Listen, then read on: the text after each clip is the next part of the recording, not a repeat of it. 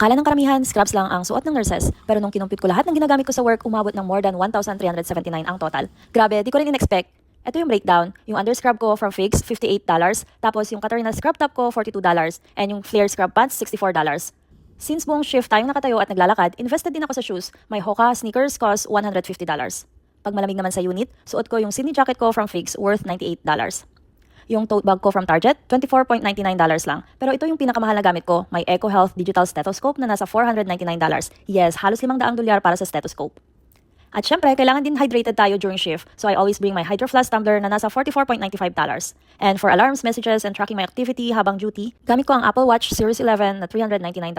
Hindi pa kasama dyan yung mga erasable colored pens, markers, at highlighters ko from Walmart na laging nauubos at paulit-ulit binibili. So next time na may magsabi na scrubs lang naman ang suot ng nurse, isipin nyo ulit. Kasi behind every shift, marami ring tools and essentials na pinag-iipunan para mas magawa namin ng maayos ang trabaho namin. If you want an affordable version, meron din ako nyan. Next time na lang. Bye!